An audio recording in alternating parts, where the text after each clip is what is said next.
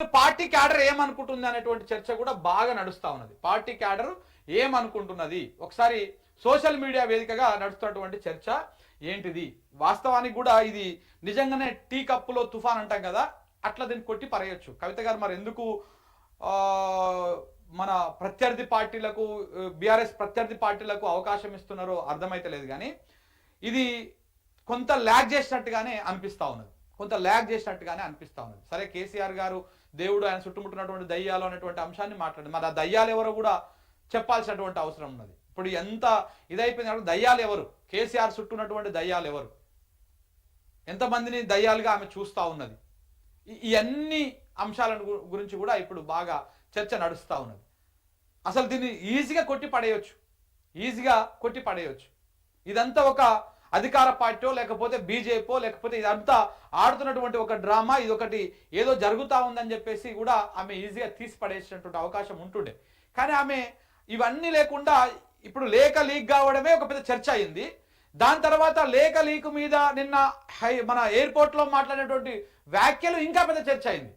మొన్న పేపర్లో పెద్దగా అయింది, ఇప్పుడు ఇవాళ కూడా పేపర్లో ఇగో ఇట్లా ఇట్లా అవకాశం కోసం ఎదురు చూస్తున్నటువంటి పత్రికలన్నీ కూడా దేవుడి చుట్టూ దయ్యాలు ఉన్నాయి అని చెప్పేసి ఇట్లా మొత్తం ఇవాళ అన్ని పేపర్లలో ఇదే ప్రధానంగా వచ్చింది.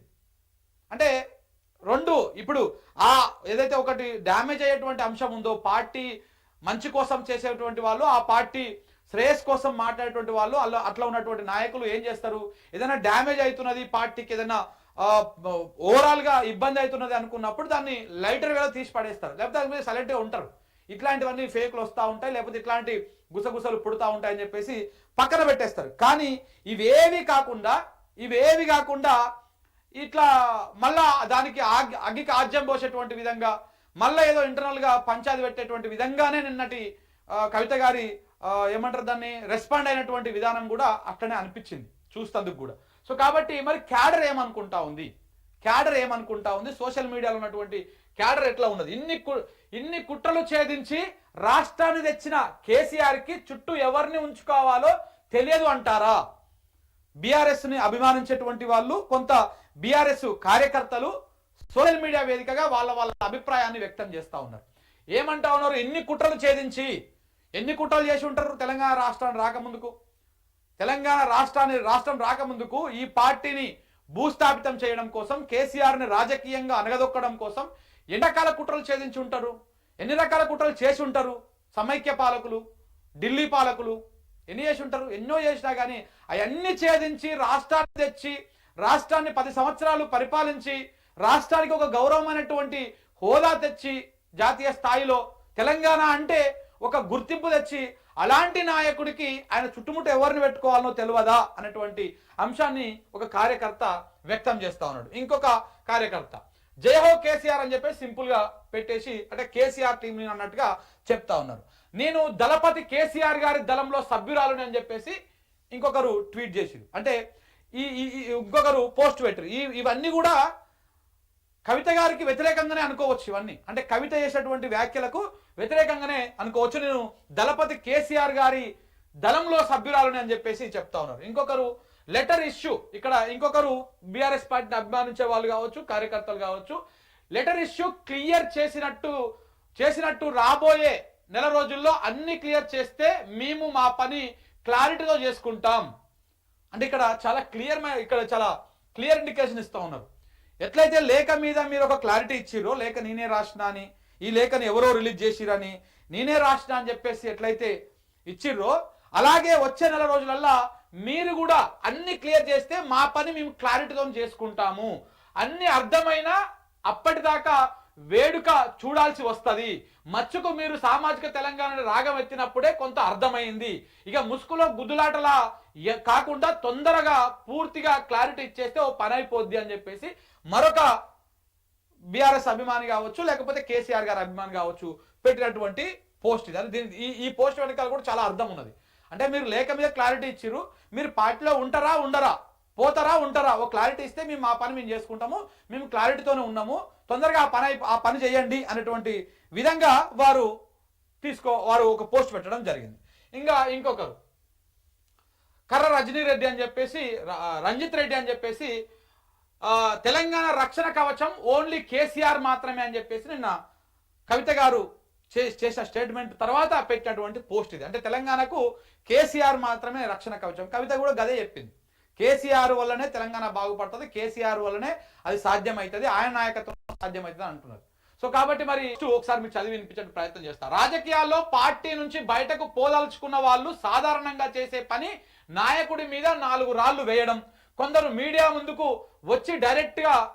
డైరెక్ట్ గా వస్తారు, కొందరు బహిరంగ లేఖ రాసి మీడియాకు రిలీజ్ చేస్తారు.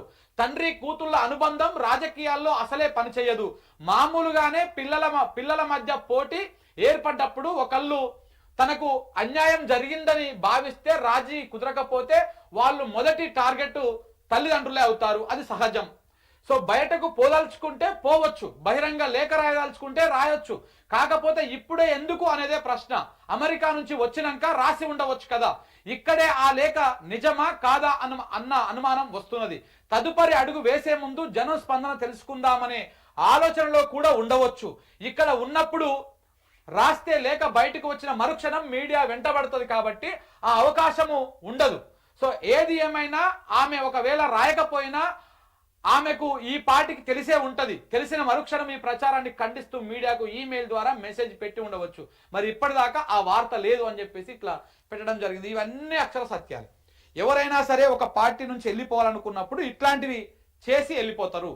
పార్టీ నాయకుడి మీద బదనాం చేస్తారు, పార్టీ నాయకుడి మీద రాళ్ళేస్తారు, పార్టీ మీద రాళ్ళేస్తారు. ఇట్లాంటి రకరకాల ఆ వ్యవహారాలని చూసినాం మనము, గతంలో కూడా చూసినాం. ఒక కుటుంబంలో ఇద్దరు పిల్లల మధ్యలో గొడవలు వచ్చినప్పుడు ఇద్దరికి పొసగనప్పుడు అందులో ఎవరైతే ఎక్కువ అసంతృప్తులు ఉంటారో వాళ్ళు ఫస్ట్ చేసేటువంటి ఆరోపణ తల్లిదండ్రుల మీదనే.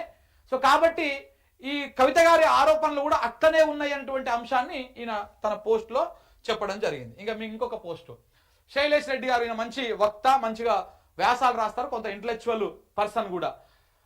One and only KCR, nothing more nothing less అని చెప్పేసి కేసీఆర్ గారి టీమే నాది, అంతకు మించినటువంటి ఆప్షన్ లేదు, ఇంకొకటి ఉండనే ఉండదు అని చెప్పేసి వారు కూడా తన అభిప్రాయం చెప్పడం జరిగింది.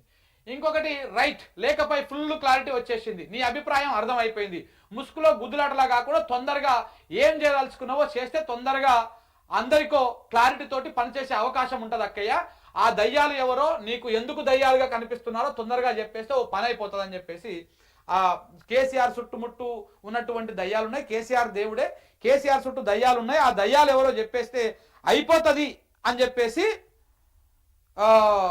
చెప్పేసి ఒక పోస్టు పెట్టడం జరిగింది. ఇక ఇంకొకరు, అక్క పార్టీకి నష్టం చేస్తుందా లాభం చేస్తుందా, నీడనిచ్చే చెట్టు కొమ్మను నరుక్కోవడం అంటే ఇదే అని చెప్పేసి ఈయన కూడా ఒక పోస్ట్ వేయడం జరిగింది, బలగం టీవీ. సో ఆయన కూడా ఒక పోస్టు వేయడం జరిగింది. సో దాంతోపాటు ఇంకా కొంతమంది కూడా వాళ్ళ అభిప్రాయాలను వ్యక్తం చేయడం జరిగింది సోషల్ మీడియా వేదికగా.